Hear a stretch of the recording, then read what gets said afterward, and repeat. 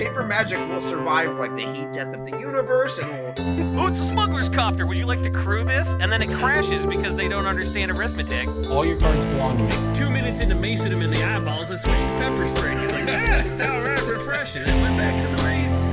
Magic is dying. I'm done. Selling everything. I might be a hoarder. And yes, I don't have the crayons or glue to explain this to you right now. What, are you gonna die twice? Oil will be worthless before magic cards will. well, okay, Dr. Man. That's Mr. Dr. Professor Jason. Welcome, everyone, to another very special episode of Brainstorm Brewery. I am your Corbin this week. I apologize for any Corbinness that may rub off on you through the airwaves. Wait, if you're Corbin, who am I? You just get to be Jason. I have to work double duty. I have to be the Corbin and the DJ. It's very stressful. I don't know how to... I don't know how to. I don't know how you're going to come up with 1.5 good. good breaking bulks between the two of you, like you usually do. The amount of wild wings that need to be consumed for this physique of his is just, it's not great. I mean, it's kind of poor. But we have Jason, we have Cass once again, the beloved, the well respected. You're doing so good, DJ. Yeah, you're killing it, man. Yeah, gummy eating, hoodie wearing, webcam awning, Cass. Yeah, see, it's great. And then we have a guest. We have Todd Anderson, at Tandy MTG on Twitter and maybe Twitch. There might be an MTG at the end of his handle. Who knows nowadays? We all have 18 different handles with or without MTG on them. But we are your proud sponsor of your stream now. Yeah. Honestly, I'm really stoked to have y'all be a sponsor. I don't really listen to podcasts too much. I'm more of an old school TV guy, but I was, I'll give it a listen and let you know back, what I think. But I'm glad to have you as a sponsor and glad to be here. Thanks for having me. You probably should have listened to the cast before you accepted our money. Probably, but Cass said that she was on the program, and that's all I needed, honestly. So, Cass brings an incredible amount of value to this podcast, tangibly and intangibly. I've been Cass, telling people knows information. It's wild. We've never attempted that before. I'm a high value person. I agree. So this podcast actually started as a competitive brewing podcast. It was 10 years ago, 2012, different world back then. Jason, Corbin, Marcel, and Ryan were originally the Brainstorm Brewery crew who would brew decks for Standard and Modern in its infancy. Maybe even the occasional Legacy deck. That was back when I was in diapers. I think there was one deck a week. It was usually Corbin's, and it was usually something that could have been in a free article. This week is Merfolk with red. But we have since mostly transitioned to a commander-focused kind of comedy, finance, magic lifestyle, as I believe the brand that we have tried to veer towards. But Todd, you are mostly focused on the competitive aspect of the game, I believe. Is that correct? Yeah, I've been playing tournament competitive Magic for over half my life now, I think, just about. I'm 36 years old, and I started when I was in high school, so if that gives you any indication. I've always really prided myself in trying to, find the next best iteration of the best deck, always being ahead of one step ahead in the metagame and things like that. And I really liked working with a lot of the other big names that did all that stuff back in the day when competitive Magic was bigger. Brad Nelson, Jerry Thompson, Tom the Boss Ross, these people, we all lived in Roanoke, Virginia together and would travel to tournaments every weekend. And it was a lot of fun. I don't get to do that as much now. Now I just stream all the time, but I'm still focused on the competitive aspect. My Patreon is dedicated to Pioneer specifically right now because that's the format for, this most recent RCQ season and the RC that's coming up in Atlanta in a few weeks at DreamHack. And then moving forward, who knows? Maybe more modern stuff. I haven't quite figured it out yet. Yeah, I mean, I remember listening to your YouTube and your Twitch and all that stuff, like just back in the day, reading your articles, back when I was a competitive player and trying to listen to Brainstorm Brewery to learn how to afford decks so that I could play the competitive aspect of the game. That was Nice. That was a baby DJ. I was always really big into reading articles when I was younger too. When I was first getting into it, I had Star City Games Premium for like, $5 back then. $5. Yeah, it was not very expensive, and this was back in like 2005, 2006, something like that. And I was on Brainburst, I was on TCG Player early on, and then when Channel Fireball came on the scene, Star City Games actually lost like a couple of their authors to them. And I just applied because I knew that they were lacking creators, and I just won my state championship with fairies, and I was just like, shoot your shot or whatever. Sent them the article. They published it, paid me my $25, and then for the next year and a half, I was paid $25 an article. So that's some deep SCG lore that I certainly didn't know. Yeah. Wow. I mean, in 2010, minimum wage was like $7. Like $25 was a 4-hour article.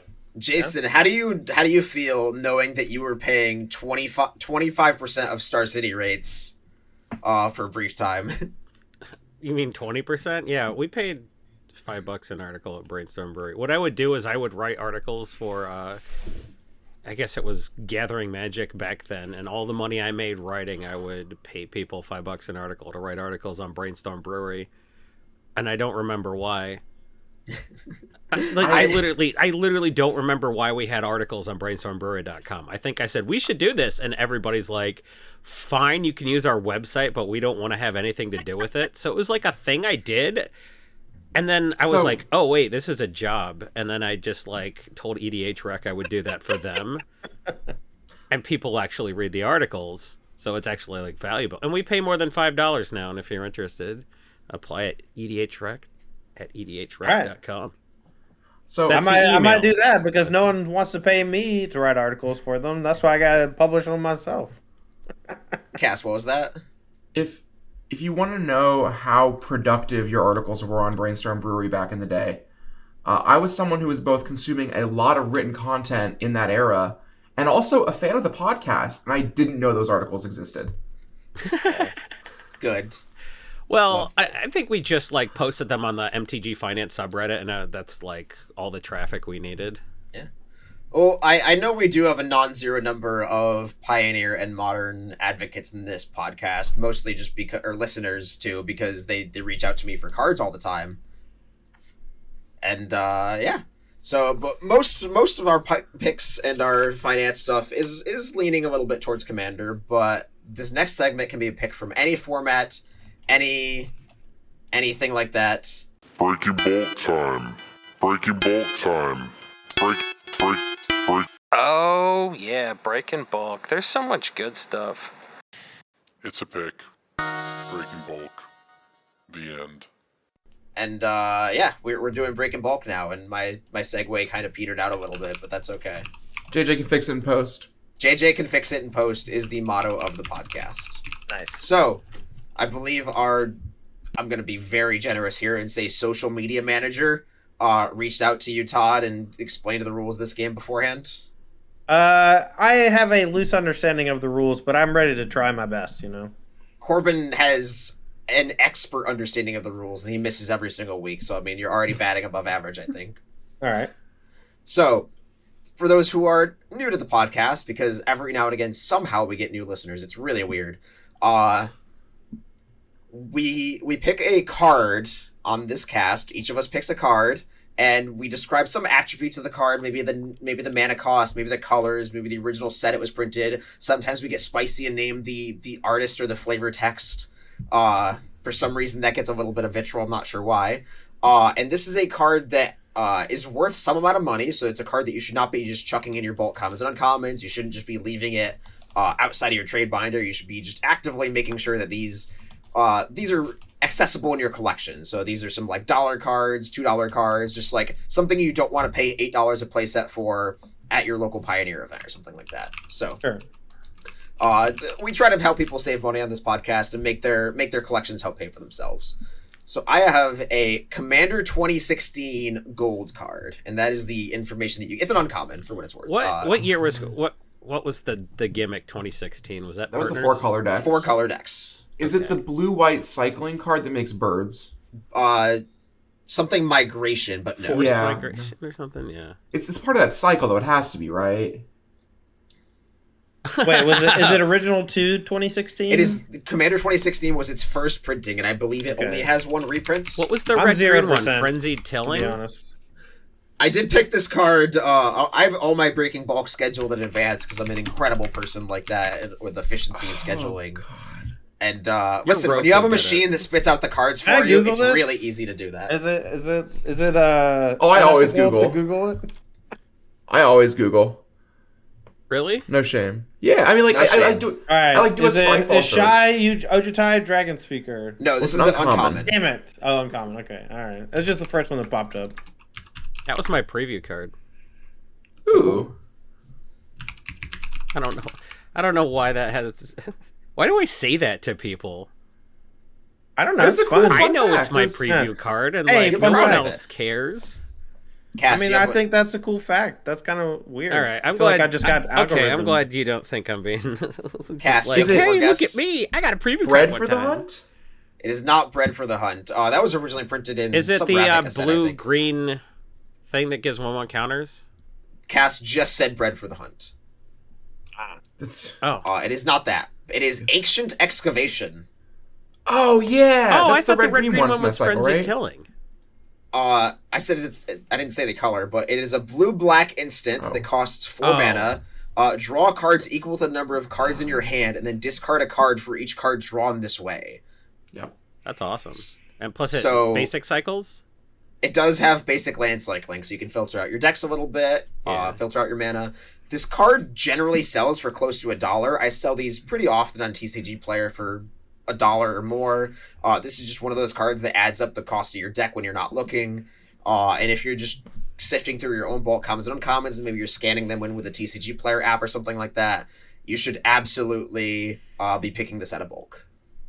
I think this whole cycle is underrated. They're all, like, reasonably good effects. I think the blue-black one is the strongest one. But, like, colorless basic land cycling is pretty powerful. And, like, mana fixing that also just gets to do something good when you have too much mana is, like, the epitome of a great commander card, right? Yes. Mm-hmm. I think that's a good card for a pre-con where it's a 6 mana like windmill slam when you draw it, but if you just need a basic cycle early in It's the only game. 4 mana, too, but yeah. Yeah. All right. Oh, who's it's up 4? next? Oh, crazy. I got next.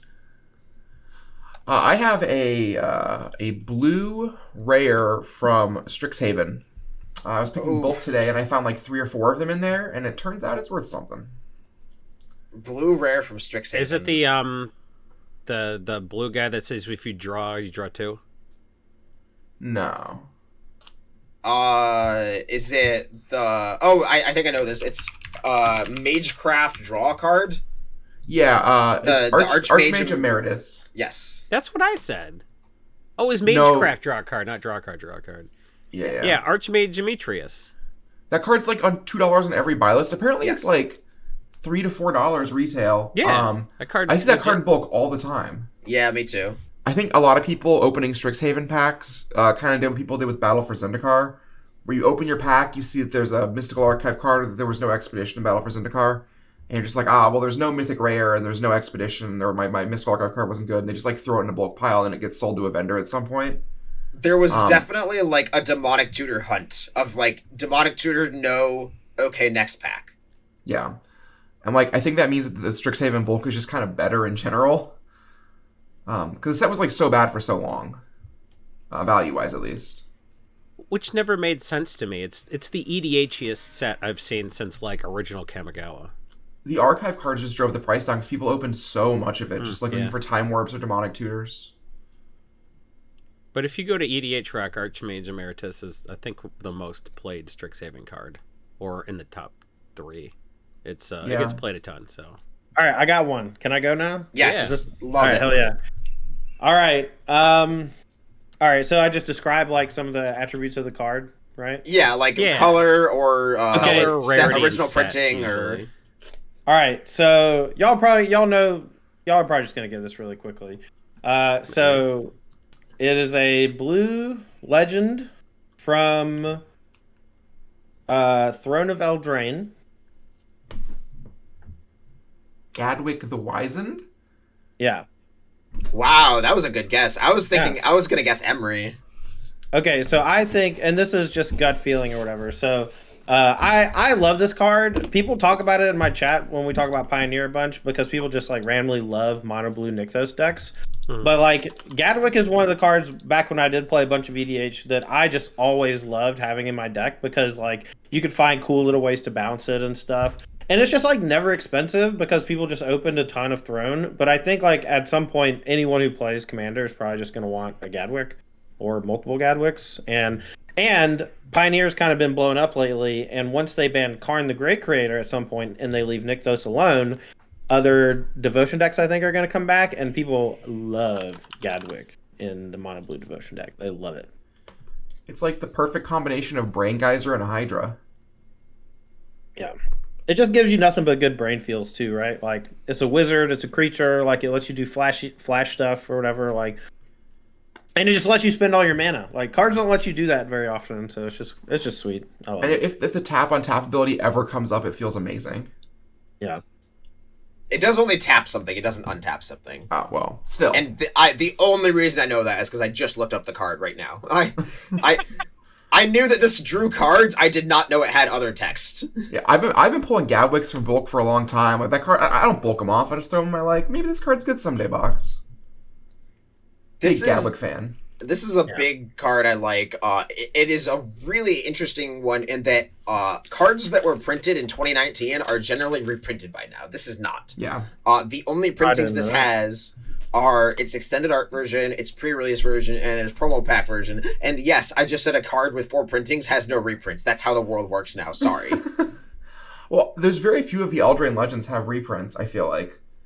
Like Yorvo doesn't, does he? Or I guess they have reprints in like if they're playable, they have reprints in Challenger decks. If they weren't playable, they just like don't have any reprints. Yeah, Torbrand maybe? But that was a Challenger deck. I feel like they knew they needed more copies of Torbrand. Yeah, I mean, Emery was in a Challenger deck, I think. Yeah, it's really interesting that like the only cards from Eldraine that really have reprints are things that were standard or even Pioneer playable. Yes, like, they haven't like dug into this set for a Commander precon really. Yeah, well, we're going to Eldraine next year, right? So like, yes, You know Wilds where of we're going Eldraine. right now? We're going to do my break and bulk pick. go for it. Yeah. This is half break and bulk game, half PSA for our listeners. Do any of you know which Commander Legends Battle for Baldur's Gate blue uncommon is $3? Probably not. Does it say break into the dungeon in it or something? No. It Those cards does don't have not Band and have Popper. any Battle for Baldur's Gate abilities. It's just straight. Rats. You might That's get me dumb. with this one. Battle for Baldur's Gate uncommon. I know like 4 cards in this set. Yeah, I probably pick it if I Irenicus's saw it, Vile but- Duplication. Oh, the clone. The clone, because it strips the legendary status. Sure. Yep. This is a 4 And mana it has sorcery. the token gets flying too. It's a 4 mana sorcery that makes a clone version of one of your creatures. Yeah. And it's real important to all the bullshit I'm doing in EDH right now. All of my decks want to make non-legendary copies so I can like write a replication them and bury them under like a pile of IVs or air ties or something like that. And the fact that they are making more clones lately, this is why Spark Double's a $15 card. It's true. Because I like love That's a real having- card? I was It just says- about to say, I love It having says competitive Alchemy players. Horizons. It says Alchemy Horizons. Is It it is- not a fake card? it's a Like real arena card? No, this is in Commander Legends Battle for Baldur's Gate EDH set. Okay. Yeah, there Because was a I'm- paper that's- version Sure. of this okay. card. All right. Don't you I- love when the arena only cards show up on Scryfall and you're just like, Right? yes, I'm not fucking finding what I'm looking for today. Yeah. Throw up in Oh, my when an mouth, art card when I'm building an Arca deck because they scrape from Scryfall and it just like it's the art card and you don't know which card it is because it's just like some art. I love having Really competitive players on this podcast because, like, as Jason's describing this card, I can just see, like, Todd's eyebrows furrowing. Like, why would anybody cast this in any format? Oh, it's just a clone. I know what. Look, I'm not a commander noob or whatever. I understand the joys of copying something, right? Like I was a mono green 4 Fire Exit Metamorphs to copy my Dungrove Elder Gamer. Okay. I stand corrected. All right. Now, Tandy I just thought the card was fake. It said Alchemy Horizons, and I just don't, anything that says Alchemy, this white, right? It's just ripped out of my brain. I don't see it. Fair enough. So it's fine. You know, the thing about competitive players playing Commander is they know exactly the right amount of lands to play every time. Yeah, it's one more than anyone else says. Dummies. People, okay. Sidebar here. Deck building sidebar has to do with Commander. There's been a lot of discourse about more lands or like whether mana rocks are good or not. In Magic in general, people don't realize that just curving out is good. Like even in Commander, it's like I played a good thing on 4 and a good thing on 5 and a good thing on 6. And that's just like better than your opponent playing a good thing on 6 and then like having no other gas. Yeah. Just like play good cards in your deck. And, like, you'll win more games because all your cards are good. And you're not just like, oh, I drew a Demir Signet. I guess I'll tap for blue and black. No. I just draw another dragon. Yeah.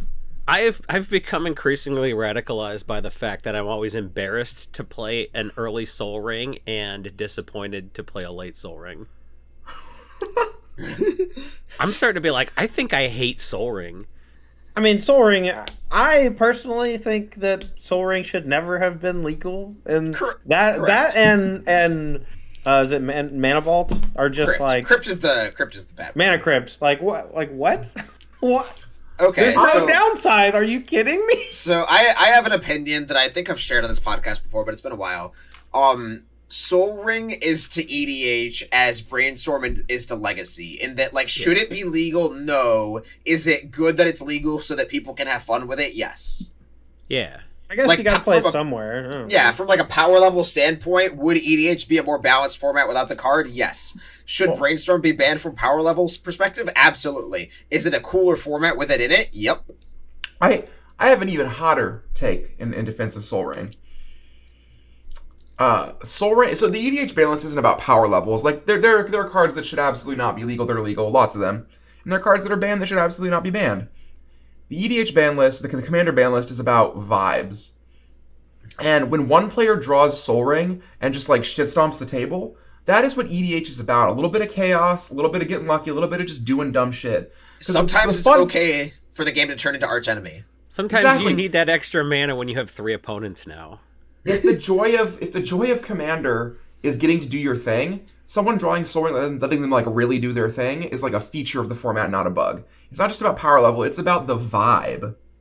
All right, so I'm going to agree with you 1,000%, and I'm actually going to push it even further. They should unban the Power 9 in Commander. They should allow me. What are you blinking your eyes for, DJ? Like, you can play Soul Ring. Soul Ring is better than Mox Diamond. I'm not disagreeing. Mox Amber or whatever. I am not necessarily disagreeing. I am processing. I have a Commander deck that is a mono blue side deck, and the goal for it is to play every legal every card that could normally be played via Commander rules that's on the ban list. It's like sometimes I'll just go turn 1 Black Lotus, Psy, Mox Sapphire, go, and it's fine because there's no good cards in the deck. It's just like mana rocks and like Sway of the Stars in my deck that's playing Psy Master Thopterus, and the rest of the deck is like Mem Knights. And I think it's one of the sweetest Commander decks I've ever built. Yeah, fuck the ban list. Just like, let people go hog wild. You want to talk about competitive EDH? You were competitively one-upping each other with your hot takes. Moxen. I just want to play my uncolored Moxen in my 2-color cool deck, okay? Why is that such a bad idea? You get to play Soul Ring and Mana Crypt. That's what I'm saying. You already get to do that. Why not just do all of it? I'll play Forest, Mox Ruby, Rada Air to Keld. Go! Yes. I get to attack next turn, and I get 2 extra mana, and you are dead. That's awesome. Yeah. I also think heroin should be legal. I'm not disagreeing. Todd for CAG. Look, I like playing Vintage. I like playing Vintage, and Commander and Vintage have very similar vibes, right? Very similar vibes. I will go one step further, Todd. You're already allowed to play Time Twister. Are you allowed to play Time Walk?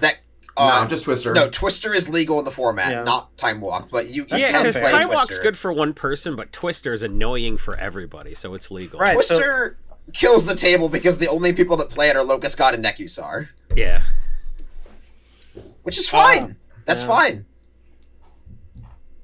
There's a reason Time Twister is a $6,000 card and all the Moxen are $2,000. Like, I thought that they were originally banned because of how much they cost, right? That's the actual reason. That is true. That was why That's why Mana Crypt was legal, because they're like, yeah, Mana Crypt's kind of a up card, but nobody can afford it, so we never see it, so it's not a problem. Time Twister was also like the cheapest piece of power because of that. Like, it was like, oh, we're not going to ban Twister because it's only a couple $100. Yeah. But we'll ban all the Moxen because they're like 1,000 or whatever. That was the original logic. And now Twister is the most expensive non-Lotus piece of power. Right. Artificial scarcity or whatever. That's awesome. Yes. I think it's the demand for lunatics that have $6,000 to spend on a card for a Nekusar deck. I think that's a little bit of egg and chicken, right? Like, they're only $6,000 because it's randomly legal or whatever. Like, because it was so cheap, yeah. So on a tangent from that, I have a theory of my own when it comes to high-end cards. So I woke up this morning to a sale of a foil Grim Monolith, which is a nice little morning, little checking my phone treat. Pretty expensive high-end reserve list foil card. $2,600, and I saw the location and the time that the card sold, and I had an epiphany, and that is that I sold a foil Grim Monolith for $2,600 at 4 a.m. to a Twitter employee in California who's probably just getting hammered. Or fired. Or both, but like, I was like, man, I should check to see how often my high-end cards sell at like 3 a.m. when bad things are happening in the world. 3 a.m. Eastern is a great time for Silicon Valley dude bros. Yeah. They're just ripping one right off the table, They've had 16 locos minimum. Yeah. And they are ready to pull out their credit card. I just did a fat reel of Ritalin off the toilet tank in the men's room. Let's go order some Magic cards. Yep. Like, that has to be a decent hit rate of just, I sold a Mox Pearl at 2 a.m, and it's because, like, somebody's just doom scrolling in a Silicon Valley office, like, after working 20 hours, and, like, now they're on a Twitter thread about Ukraine, and they're like, YOLO. Money's not real, dopamine is. Dopamine is. Dopamine is real. Yeah. So I had a different store as a sponsor a while back, and they just like asked me to retweet some of their daily deals or whatever, so I did.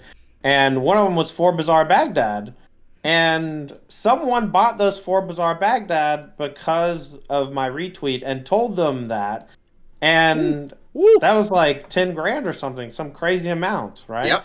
And that person was Luis Scott Vargas. Ooh. And then everybody clapped. Yeah, and everyone, he was just out of frame. No, it really was. It was funny. He messaged me and told me about it, and they gave me a nice little commission for it. It was sweet. That's sick. Ooh, very nice. Yeah, so you can say I'm in the Magic finance game. You're not in the Magic finance business. You're in the Empire business. Yeah, you get it. I was gonna say the retweeting business. Yeah. Which is also a good business to be in. For now. Yeah, No, maybe not true. for much longer. My equity. My blue check mark. It's worth nothing.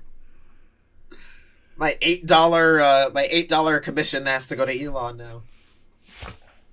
All right, do we only do one breaking bulk, or do y'all have breaking bulk also? We have a pick of the week later, which is where we pick a card we think is going to go up. Ooh, I got a couple good ones. Yeah, I got that'll a cycle. Or a card that you think will see increased demand. Cycles are great. I famously once picked all 10 revised duels as my pick of the week. I got no flack for that at all. Mine this week is not Tandy inspired, but like Tandy inspired adjacent. I was thinking about you when I thought of this card, Tandy. Okay. All right, I'm going to try to guess it before we do it, though. Well, we usually do pick of the week at the end, but I have another little game that we can do in the meantime. And this one I think you'll do pretty well at, where I tend to suffer. So we have a sponsor of this podcast, and that is MTG Stocks. MTG Stocks is the premier financial website. If you go to check on card prices, you can follow them on Twitter. You get little interests, daily notifications.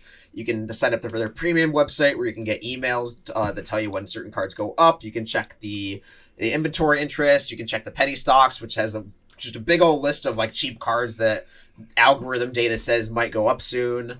You can get a lot of information from MTG Stocks, and that is where I came up with this next little fun game for the podcast. So MTG Stocks on Twitter, every now and again, they'll tweet a picture of 5 cards, and they will say, this is a cycle of cards almost always, they'll say, which of these, rank these from most expensive to least expensive.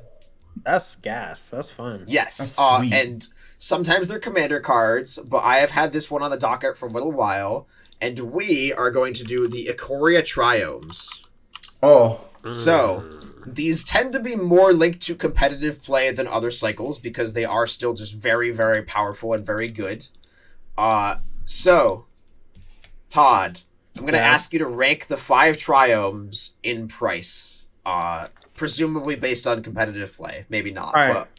All right, I'm gonna And do you them don't pretty need to say quick. names. You don't need to say Ketria or whatever. I got them pulled up. I'm a professional. Moth. Got them pulled up. It's fine. All right. So I'm gonna do them by. This is big cast inspired. We're going by vibes, and worst vibes of all the Triomes is definitely Savai, aka Mardu Triome. I am not a big fan of the Mardu guy archetype, and so I'm just that one's at the bottom. I don't care how many Chain of the Rocks you want to play. That one's on the bottom for me. Next up, honestly, we gotta go with Inditha Triome, the Abjan Triome. Siege Rhino's day is long gone, and I don't really mess with this one that much, you know. It has got a big uptick in play in Modern because of all the domain stuff with Leyline Binding, but no, you only need one, right? These other decks, like you play a bunch of them. Next up, Zagoth Triome. You may have noticed all the black ones are very bad. I don't understand why. Black is usually the best mid-range color, but some bans here and there. You know, some things have been shook around, fetch lands, leyline binding, stuff like that. You know, Zagoth Triome's not really in the mix very much anymore. Then we got the Teamer Triome, Ketria Triome. That's number 2. That one I think's the best one in the format. But then Rogran Triome is the one everyone loves to play 4 of in all those Fires of Invention decks for some reason. wow. Tandy picking the Jeskai and Teamer Triome is the top 2? Who could have seen that coming? Look, Give it tight. I am what I am. All right. Anyone have any adjustments to his list or any complaints or anything that should be swapped around? I think it Yeah, was go all ahead. well reasoned, but I think it was very wrong. I think it was also wrong. My ranking is based on recent buy list prices because that's the only numbers that I know. Okay. So I think the worst one is Indatha, the Abzan one. The next one I believe is Zagoth. And the one above that is Savai, and I don't remember the reason for that, but I'm gonna guess it's because maybe it's because I want Savai to point Triomes- out those are the 3 bottom. Those are the black ones. Just want to say, right, but they're in a different order. you know, I barely. remember Savai buy lists for more than Zagoth usually, and I don't know why that is. It might just be like a Card Kingdom algorithm thing, but like it always buy lists for more. And then it's Rogran, then Ketria. I don't know why that one is either, but personally, I think Teamer has better vibes than Jeskai, so... Yeah, I'm a Teamer guy. I think it's the cheapest is Indatha. I think Rogran, the Jeskai one, is the 4th. I think Mardu's 3rd, Bug is 2nd, and Teamer's 1st. So for my and your list, Jason, we just swapped Rogran and Zagoth, right? I think so. Yes. Yeah. Alright. Jason nailed it. Impressive. I Jason's knew list I is- knew that because look, I buy these every time I'm in the LGS and they have the That's unfair. This game's not fair for us. Listen, I'm out here running on vibes. To You know, your and he's out here credit, like, you nailed the actually, vibe check. I was To just your like, credit, yeah, Todd, was accurate. Jeskai dirt, and I don't know why. It's the 2nd cheapest one, and I don't know why. to your credit, Todd, the bottom 3 are all very close, within like $1 of each other. All right. Yeah.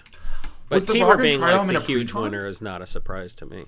So Indantha's the worst, Rogrin's the second worst, Savai is the middle of the pack, and then Zagoth and Ketria being Bug and Teamer are at the top. People do be loving green-blue stuff, that's for sure. EDH, baby. Yeah, Was Rogan Triome- Those are the best colors. Was Rogan Triome in a challenger deck? It might have been. You got me. Let's go TCG player and view all version. Well, so That's the not thing gonna work for about challenger decks. the thing about the Challenger decks is they have the set symbols of the original printing. Yeah. Unless they're a card that has had a functional change since, like Chandra Torch time- and Defiance. Well, I was playing in a RCQ one time. Might not have been RCQ, might have just been like a cash tournament. But my opponent has a Luris in their command zone that I'm like, I've never seen a Luris with the shooting star symbol before. And I like tell my opponent, I'm like, hey, I think your Luris is like fake. I'm not gonna like call a judge 'cause I don't think there's anything fucky or anything. And like, obviously, if you act weird, I'm gonna call a judge over. But like, I think it might be fake. And he goes, I just bought this one from the store here. And so we called the judge over because like we both were unsure. And the judge was like, yeah, apparently that's the Challenger deck reprint with the correct companion text Yep. for the errata. Ooh, Yep. Jesus. My Oh, dudes that's were so both cool. furious. Rip to my man Luris, though. Holy crap, they did him dirty. They You know, sure there's did. still there's literally one format you can still play them. It's Arena, Historic. Hey, you can still play them you can in Historic. you can That's play like him in when they're Commander like, all you fine, want, you baby. can play Stoneforge Mystic, but it has to be in the pre-con. Yeah. You have to play a deck with no Batter Skull. God, I remember when that deck was in Standard. Good lord. There was another pre-con like that recently with Faceless Haven. Yes. Yeah, Oh, it what was. because it was banned too. That's funny. Yeah. Yeah. I think there's another one now, actually. It's a Pioneer one that has expressive iteration. I remember that, actually. I think it's Oh. very new. Well, that's cool. I'm a big fan of them doing stuff like that because you don't want to have somebody's pre-constructed deck not be legal. Like that's just a nightmare. Yeah. It's a good in between rule, and some of those challenger decks are pretty good. Like they're They've been getting better, too. yeah. I remember when it was Verdant Catacombs you would get in the pre-con. That one had Blood Gas, too. It had Yeah. Verdant Catacombs and Blood Gas, and they still feel different to this day. Like when you're checking for counterfeits, that Verdant Catacombs is noticeably just feels off to the touch. They look fake as fuck. I remember it being like glossier and Yep. darker. Like on average, like they were just darker in color. Yeah, they looked weird. You could, if you look at a Stoneforge Mystic, you can tell if it came from the pre-con. That used to happen more. I remember a guy telling me that Birthing Pod at $6 was a terrible pick of the week because it was reprinted as a 2-of in a pre-con. I do remember that. And you will hold that grudge until he dies. I don't remember who he was. And you'll bring it up once a year when talking about Birthing Pod until your dying breath. I made so much money on Birthing Pod. I think I a bet that lot guy of doesn't people... listen You to know what podcast you know what anymore. card I actually made a lot of money on recently? I made a lot of money on Fable the Mirror Breaker. Oh, yeah. Oh, on You're an Magic early on believer. Magic Online, it's not even that. It was just like a 4-of in some Pioneer decks when it was $5 on MTGO, right? And like MTGO prices are usually pretty low for random standard stuff, especially non-mythics. And I just bought like 50 of them, you know. Woo! And then I sold them. I sold them to the bots. The bots don't take good margins or whatever, and they were like 50 each. Yep, they're like Crazy. 55 ticks now. Yeah, it's What? crazy. Yeah. They got it like Teferi Time Raveler prices. Teferi Time Raveler for a while was like 75 or something stupid. Like, who drafted Kamigawa Neon Destiny on... Yeah, no Magic one drafts Online. on MTGO. No one drafts on there. That's why everything's more. No, you're right, because it's all arena, right? Yeah. But Sages are like 50 tickets, too, I think. Yeah, anything that's super good in older formats that's like a standard rare is usually just extremely expensive. That's insane. They all go down over time because the hit rate and all the treasure chests is the same, and they're just haven't been around for very long, and people are acquiring them. The borrow services also just kind of artificially inflate some of the prices too, not intentionally, just when they have to restock, they just have to buy hundreds or whatever, and that just causes a huge shift when you buy from all the other bots. Like they all kind of react to each other and up their prices based on what everyone else is doing. Magic Online is an ecosystem that we have not really had an expert on to talk about in years. It's so complicated. It is. It's a whole different world. I mean, like, I remember I've done a lot. God, I've said I remember on this episode so many times. But there was a time. I'll rephrase that. There was a time. That doesn't sound better, Grandpa. It's not meant to sound better for my own ego. It's meant to sound better in terms of like the variety of phrases that I am using throughout the episode. How about that? Now we've roasted you for it. This is content. Yeah. Yes, it's all part of the plan. Once upon a time, this podcast had MTGO experts talk about where the market was heading. We had deep dives into redemption, which was / is a process where you can redeem one of each copy of a card on a Magic Online set, and the Wizards would mail you a physical copy of the set, one of each card. For a while, this was a very lucrative practice. You could just get sets on Magic Online for a lot less than the paper set would be. It was a $5 fee to just have Wizards take those cards out of your account and mail you a physical set. The intention was to ensure confidence in the MTGO market of like, hey, your cards aren't real, but they can be. They're insured. Yeah. Physical paper copies. They're fungible versions of the Magic Online NFTs.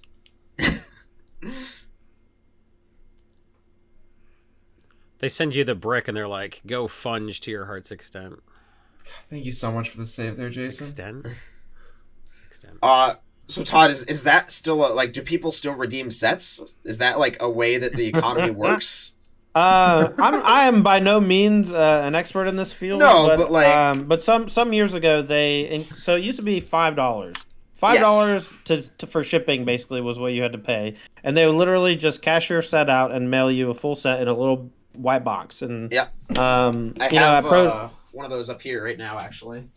Yeah, but they give them out as those little boxes at Pro Tour sometimes as like a thank you gift to pros and stuff. But it's just because they just have a bajillion unredeemed sets lying around. They just want to get rid of some backlog stuff or whatever, right?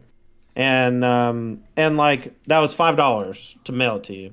And then at some point, like 7 years ago or so, they made it $25, just like a 5x increase. And I think that effectively killed the market for that type of thing, except foil sets. I think maybe foil sets were still worth doing for some things. Like I think Eldraine foil set was worth like a bunch for a while. And foil mythics on Magic Online always are a bunch because of that. Yeah. But anyway, long story short. The most recent change to Daybreak, I think, makes them like $65 or something, and they're just not. No one's gonna do it anymore. So there was I think it was like another like 20 or 30% increase. Yeah, it was just some stupid amount, and it's just not worth it anymore. One of these days, we have to have an MTGO mega expert, maybe an owner of the bots, come on and just like. I know one other thing that I noticed about you when you first logged on to this call is that you're wearing a certain shirt. Oh yeah?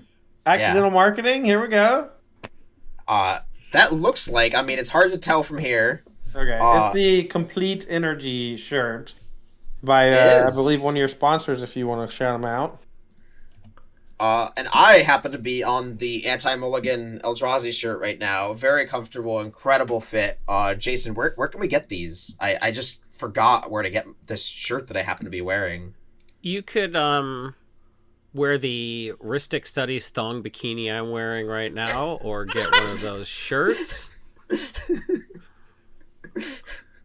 at Coalesce Apparel. I don't know the website URL, but coalesceapparel.shop. Why don't you just go to Google and type in Coalesce Apparel? Coalesceapparel.shop. Up to SEO numbers. I'll do you one better. You can click put a on the link in the show notes. So you go to youtube.com/Brainstorm Brewery, I think. Probably not. It is youtube.com/Brainstorm Brewery. I believe I'm having it changed to at youtube.com/BSBMTG. Which is much cleaner. Yeah. Plus we sound like a K-pop band with that name, so that's cool. Or like a Backstreet Boys and Marjorie Taylor Greene reunion tour. Jason's the bad boy, Tandy's the dreamy one. You may be noticing my hair is so yeah, you fresh. can there's lots of places you can go to the Coalesce Apparel website, and once you're there, you can find all kind of products ranging from stickers to put on your deck box to Play mats to thong bikinis, probably not actually. They But even have a t-shirts and Roll hoodies. Todd shirt. They even have a Roll Todd shirt. They have Go- a Rolled Todd shirt. Yeah. Yeah, every time you buy one, I get $5. So go Roll buy Tide. it. Roll Tide. Go buy Roll Tide. And if you want to support Todd, use the gift code Brainstorm Brewery at checkout, and as far as you know, he'll get more money, Yeah. and you'll save 10% on your order. And I just, Everybody's happy, you know. yeah, I just want to reiterate, there is no cap to that gift code. So if you say buy 50 or 60 shirts, that's effectively buy one get one free, or several free. It's an infinite money glitch, really. I mean, all gift Buy codes 10 are just get infinite, one free. infinite money glitches. Yeah. And yeah, you can use them to like make a big pile of them in your living room and like snuggle into that instead of buying a bed. That saves you more money. Mm-hmm. All right. I just want to go ahead, Cass. Whether or not you would believe me is another story, but my entire wardrobe is basically Colas apparel shirts. So I said this before, you know, they're actually just the most comfortable merch I've ever owned. Like, I own a lot of like band t-shirts, I own a lot of like vintage clothing or whatever, and it's all just like way worse than Colas shirts. They're just like silky. I don't like how much I like the quality of the Colas shirts, because I sound like a shill when I talk about how they're better, but like I won't wear old Brainstorm Brewery Teespring shirts. So like if you had old Brainstorm Brewery Teespring let me get shirts, Teespring on the phone, man. I'm gonna give him what's for. Libel. Do we have a fellow Teespring what's the word, survivor? Actually, while we're talking about Colas apparel shirts, still, I got one for you. So, I don't know how many of you at home or you in the podcast have ever watched the show Doug, the original Nickelodeon show Doug. Doug Funny. Yes. Todd, how often do you think people made jokes about that in elementary school with me?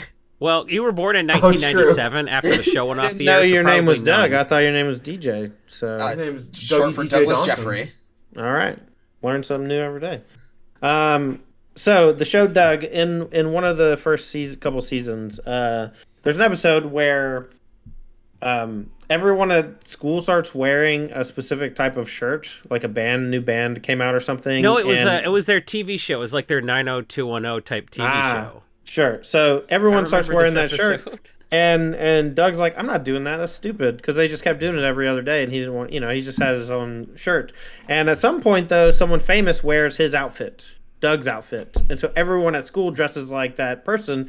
And Doug is just like, I'm not trying to copy the famous person. This is how I dress every day, right? And no one believes him. They think they're like gaslighting him or whatever. Yeah. And so he's just like, no, seriously. He takes his friend Skeeter to his room, opens the closet. It's just literal just the same outfit. 20 outfits or whatever, right? And he goes, look, see? And Skeeter just goes, man, you really into this like one person who wears this outfit or whatever. And he's just like going crazy. So, but it is my dream to be Doug Funny in this scenario where I want my entire closet to be full of Roll Tide shirts. And that's the only thing I wear every day is a Roll Tide shirt. I have a Doug Funny closet with Adidas tracksuits. Nice. Can I sidebar? Yeah. It's blowing my mind right now. That Doug episode is a great analogy for cultural appropriation. Yeah. It's a really good, like, it's one of the better metaphors I've heard for it.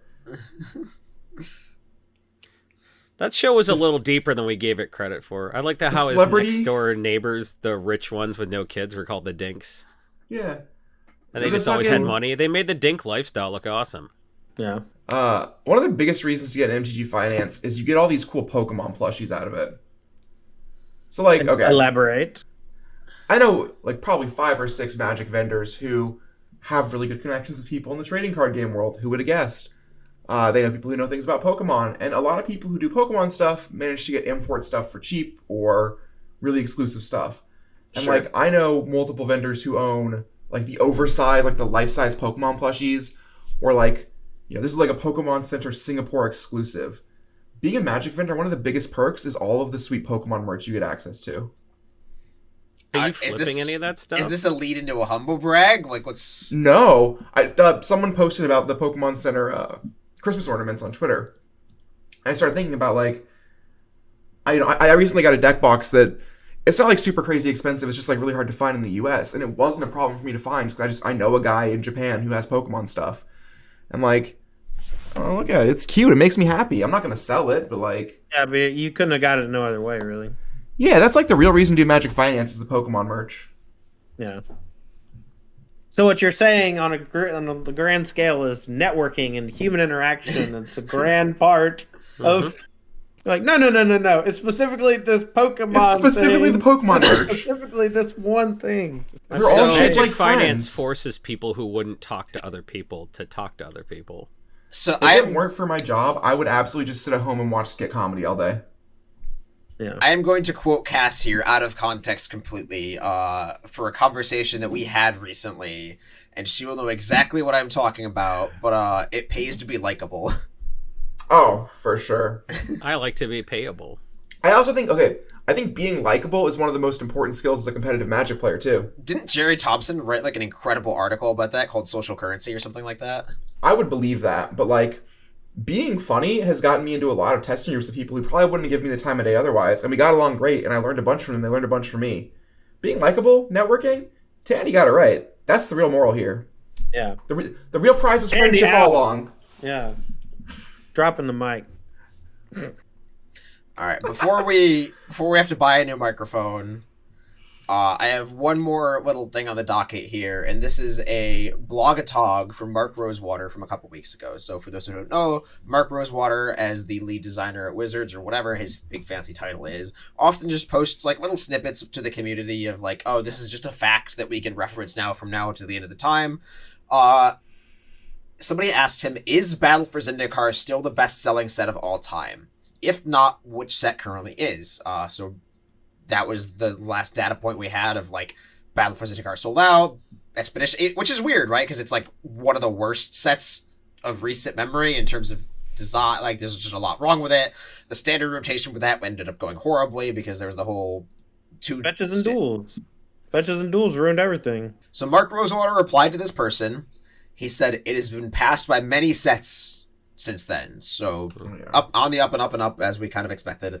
Modern Horizons 2 currently holds the record for the best-selling set of all time.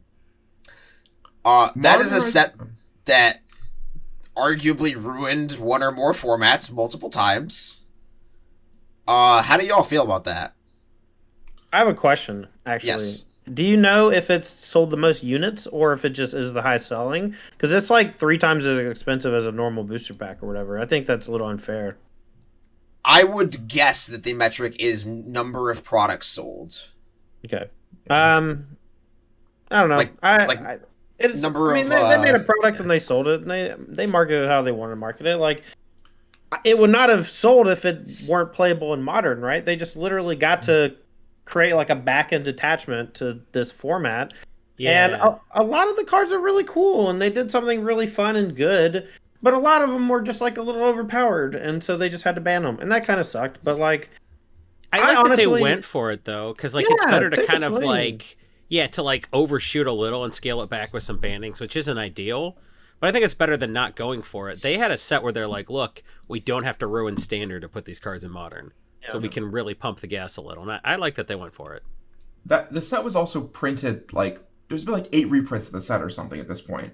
Yes. If you are a distributor or a LGS, you can still get access to this set from your distributor. And, like, they continue to print it. Like, there are sets recently that are out of print where it's like, oh, I want more of this Double Masters or whatever. Sorry, you can't get it. But, like, this, you can still get over a year ago to the day.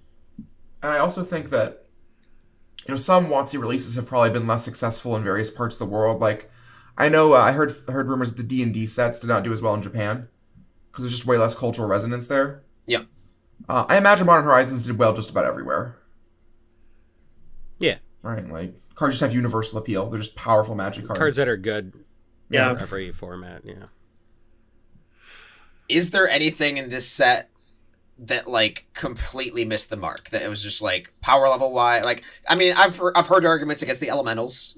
The 5-color elementals that just like from a design standpoint, Force of Will shouldn't exist in every color while being ETB flickerable kind of thing.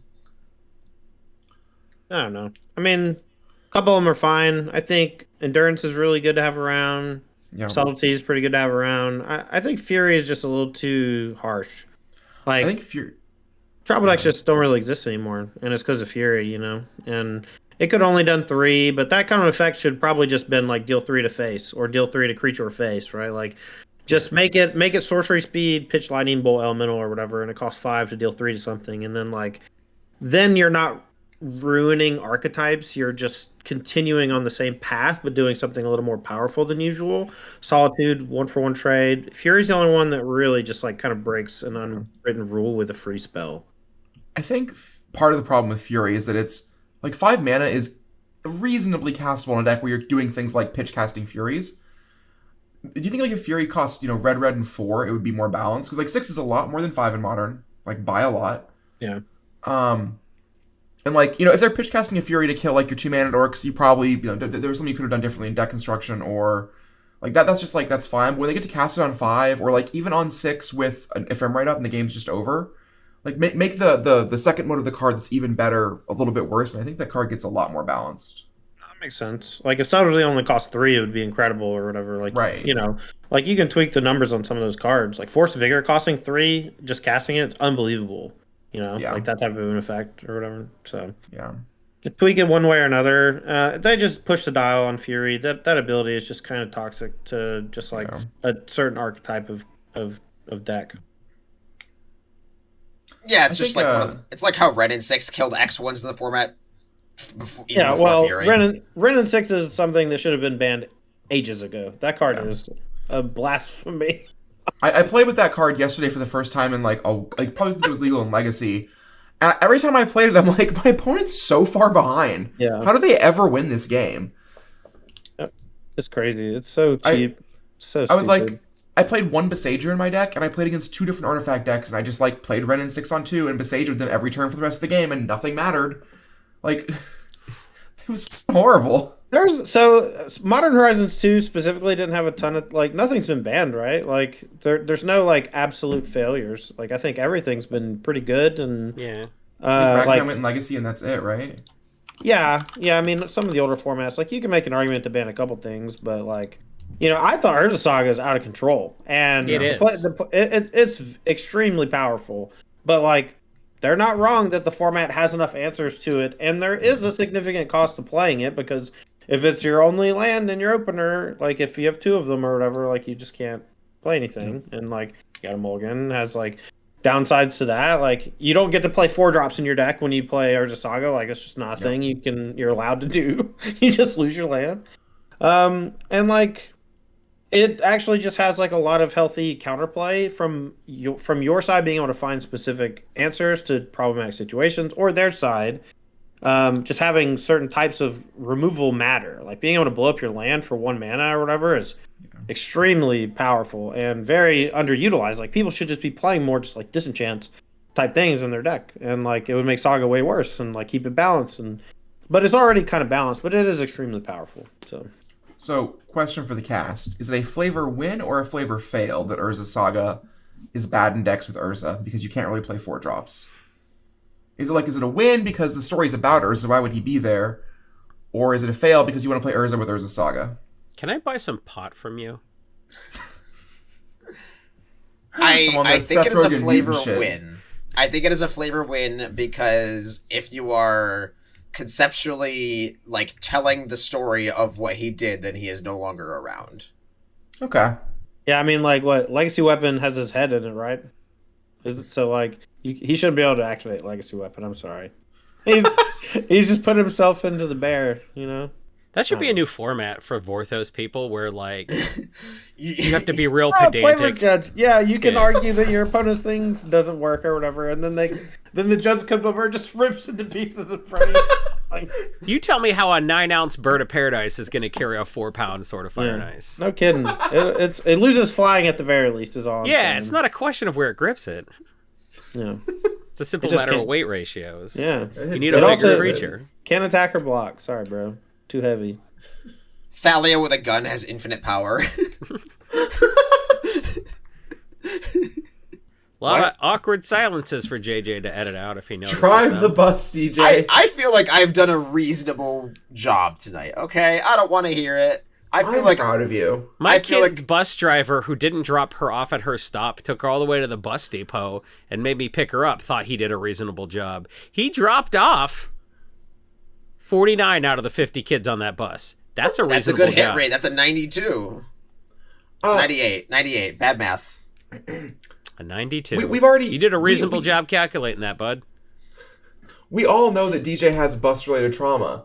He was the last stop on the bus as a kid. That's true. That is 100% And you had to drive true. by your house.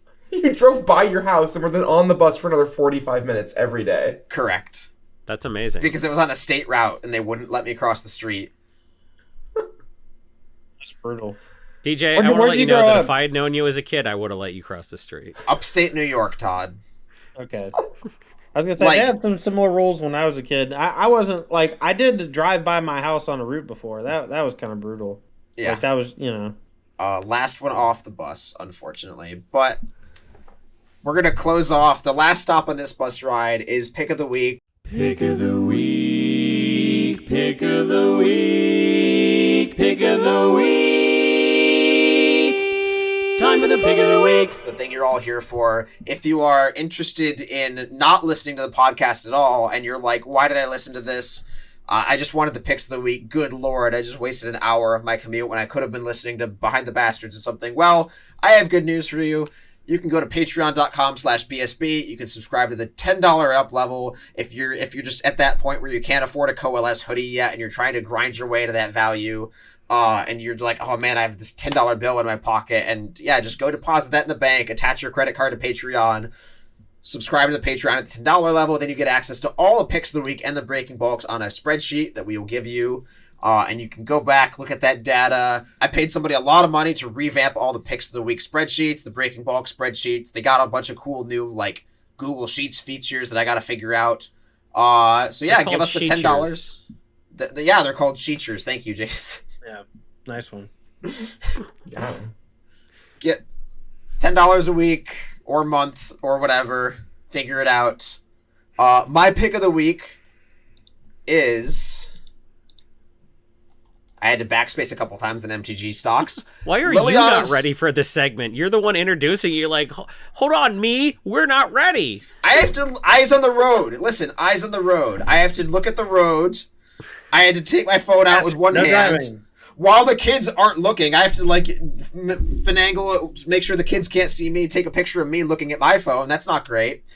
Liliana's contract plummeted down to $3 after its Secret Lair reprint. It was like a little bit more expensive than that. Now it's not.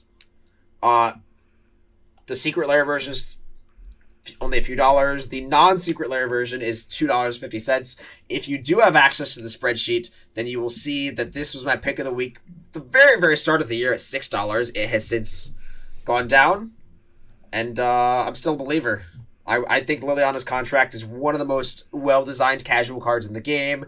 Demon Tribal is like reasonable. It's something that we've gotten more support for over the past few years with we actually got our first Grixis Demon Commander recently. In 40K, yeah. Yeah. And I don't know. Liliana's contract, every time I pay $1 for it at a GP, I'm like, this seems like a $4 or $5 Feels card. like cheating. Yeah. Yeah. Cool. It's a card that has like a lot of supply, but ultimately copies disappear and they never go back on the market. Yeah. It's a core set card. Like, how Yeah. how high can the supply actually be? Mine is Mirrored and Besieged, speaking of Modern Horizons, too. Every card? Yeah. Got it. Even Every Shreveport? card. Every card in Mirrored and Besieged is your pick. Nice job, I'm not Ryan. you. Mirrored and Besieged, the card. Disambiguation here. This is a $5 card. That's all I have to say about that. If this wasn't the number one most ridiculous selling set of all time, this does already be $5. It's a good card, but Ignoble Hierarch's too cheap still. So I don't know, but Mirrored and Besieged is sure played in a ton of decks, 20,000 of them according to EDH Rec. So that seems all the metrics are good for this card popping off. I think. Is it just whatever, that siege, or is it like all the sieges are good? Mirrored and Besieged specifically because it's so popular in Urza Chief Artificer decks, which people are going to start building very soon. Oh, cool. Well, Mirrored and Besieged is like, it's not one of the con sieges. It's just like, Well, it's the same formatting though. It's, where you it's fight similar one concept or whatever. It's just, yeah. instead of con or dragon. Which I never actually like made that mental connection that like they're Yeah. both sieges. This one you just always pick Phyrexian, right? Like you just never. You pick whichever one. So if you're This one makes somebody lose the game if you have 15 artifacts in your graveyard. I think that's very funny. Yeah. So I played this card in Urza Jeskai Ascendancy in Modern for a while there as like my 5th copy of Sai or Saheeli. Because sometimes you would just win the game the turn you like combo off with Ascendancy by playing it. that's cool. Yeah. That was like it was relevant in the matchups where your opponent also presented a combo. Yeah. Sure. I think it's a great pick, and I think that's kind of indicative of what a lot of our picks are going to be for the next year, which is cards that are good with artifacts, because next year is like 3 artifact sets, plus the Brothers War is about to pop off. Yeah. Which leads into my pick of the week, which is Chief Engineer from Core Set 2015. Ooh. Card is legal in Pioneer. For those who don't know what Chief Engineer is, it's a 1 and a blue for a 1/3 Vidalcan Artificer that says artifact spells you cast have Convoke. So we have these new like mechas from Brothers War that cost, smaller amounts of mana but they involve colored mana, or larger amounts of mana but it's all colorless. Chief Artificer can pay for the blue cost on what's the Snapcaster, the Proxy replica? Arcane Proxy. Yeah, Arcane Proxy. So Chief Engineer could pay for the cost of that, either the cheap side or the expensive side. Card's Pioneer legal, like I said, only was printed in a core set, and then Commander 2016, and it also had a game day promo. It's like 50 cents. I was very, very close to picking Grand Architect as my pick of the week this week. Yep. The only reason I did it is because Double Masters has such a huge supply, I feel like. Yeah. And Yeah. I don't know. It's that graph has been flat for a long time at $1, and I didn't think it had a ton of velocity room. But Grand But it's one of Architect those cards that's going to be at $1 forever, and then we're going to look back in 3 years when it went from like 1 to 3 to 5. Yeah. Unless it gets hit with another reprint, but like if this were like that easy, everybody would do it. Well, that's the real problem nowadays with picks like Chief Engineer or Grand Architect, is every set we get multiple Commander decks that have, 90 slots for reprints. And like if it goes with the set's theme, there's a real chance like Grand Architect gets thrown into a all will be one Commander precon, right? Yeah. It was like I think a really good point for that is when I heard that there was going to be an entire vampire set, I bought a bunch of Calastria Highborns, and then it ended up being in the precon for Vow. Yep. And like I buy listed them for less than what I bought them for. I know a lot of people who got Rooftop Stormed. Yep. So like That was your there is pick of the some- week, bud. We never forgot that was your pick of the week. Okay, so I didn't get Rooftop Stormed and then I bought a bunch. I had a bunch, and then it spiked in call time or something, and I couldn't find them. I like looked around my apartment, and I was just like, where did those go? I know I have 200 of them. Where did they go? And then it got reprinted in the Midnight Hut Precon, and then I found them And then you afterwards. found them. Where were they? I had Bedlam Revelers. I had Bedlam Revelers at like $2, like early on when they first came out. And there was a spike where they hit like 20 or 30 or something for just like a brief period of time for Modern. And then they just made like Seasoned Pyromancer and like a couple cards that are just way better than it. And then Pioneer, you could just play Treasure Cruise, and you just cannot play Bedlam Reveler and a Treasure Cruise deck. It's just not doable. Yeah. You and red cards that draw cards, huh? Yeah, and so then it went back down to $4 or whatever. So, and they're just sitting in a box. It's a it'll bulk come rare back. now. Yeah. I know that because every time I find one in a bulk rare bin, I pull it and I'm like, that's not right. And then I look at the price and it's 20 cents. Yeah. Yeah. That card had like multiple other reprints. It was like in 2 different Challenger decks or something like that. It was a old border card in Timespell Remastered. Yeah. Yep. Just like I got dumpstered multiple times, and like people used to talk about things like it's hard to reprint cards because of certain mechanics or like certain functionalities on them, and I think that's just not even true anymore. No. No, because they have so many different venues to reprint them. Yeah. Like your hot spec might just get hit with a secret layer tomorrow. Yeah, the only place I think that is true is avoiding standard sets with like specific mechanics like infect or like it has to be a mechanic where like it's so parasitic that you have to design it as a big part of the set. Infect being the best example, I think. With countermeasures, you gotta have countermeasures against that stuff too. A lot of times, like that's the big thing in set design. You have to have a pushback against the big, powerful thing. So like, if you just like, sometimes they'll do that though. They put abilities like that in core sets sometimes, and it dominates in limited, and it's like accidental because limited is like an afterthought for some of the core sets, you know. But yeah, you got to be careful when you do that. But like most abilities are pretty tame, you know. Yeah. Well, it's like they could also just be like, you know, hey, it's a secret layer, count to 10. It's a Skitherix, a Glistener Elf, a Blighted Agent, and a Phyrexian Crusader. God, that would be the best secret layer to buy ever. Good lord.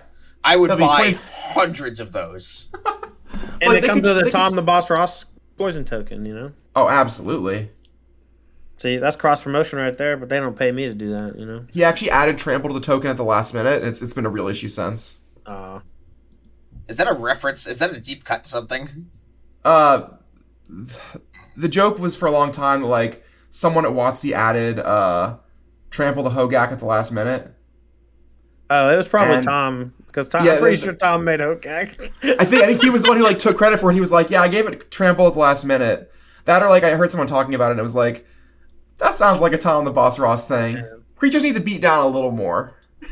So, Corbin Hostler, who is the draconian evil tyrant of this podcast when I'm not around, has like a hard out of like 33 minutes or something crazy. I don't know.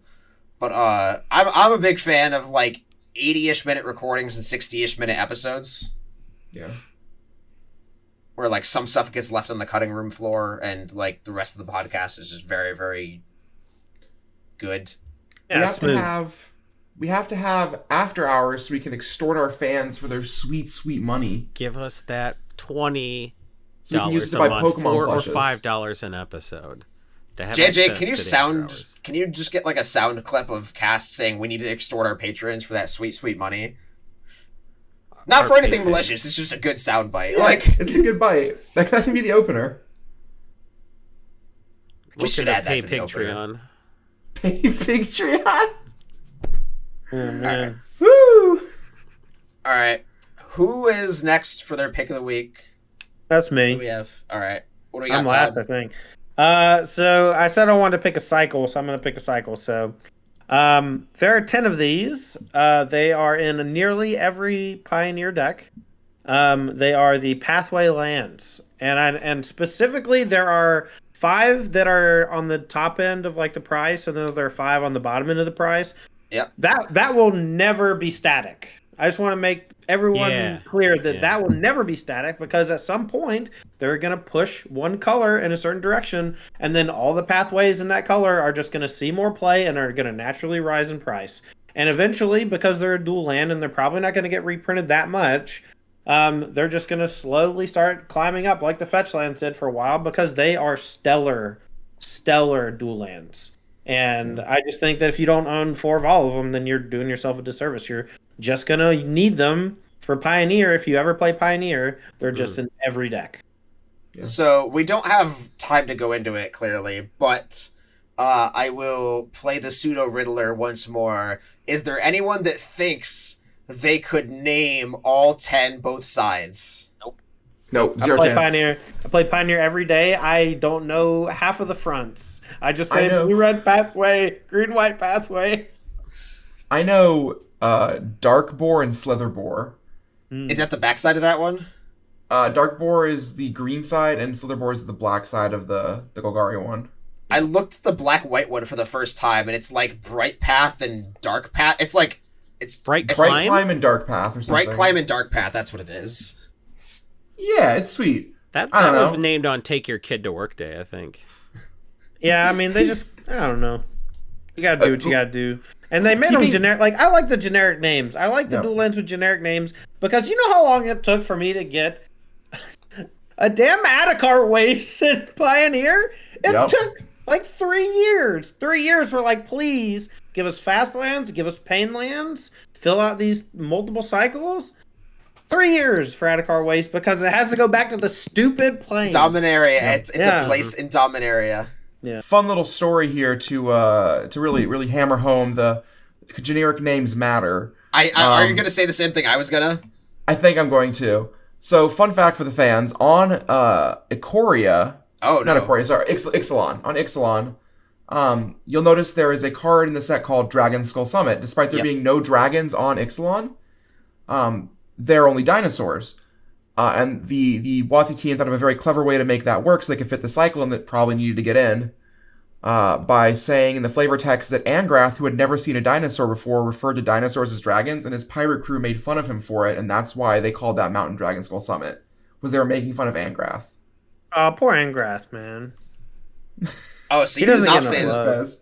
You did not say the thing I was thinking of. I was going to mention that when they designed original Ravnica, they made the Shocklands generic names so that they could put them anywhere. They're like, oh, this is a hallowed fountain. It can be anywhere. And then they've exclusively used them on Ravnica. Yeah. Incredible. Nice. And the 3 times they've gone to Ravnica, they've only been... And the expeditions or whatever, but like...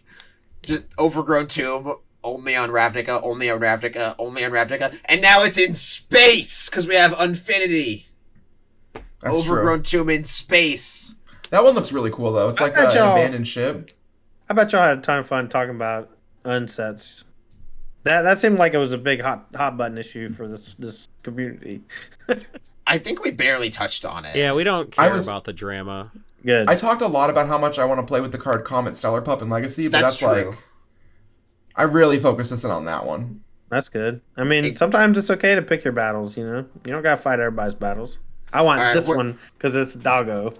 All right, Todd, where can we find you fighting your battles on MTGO and or Arena?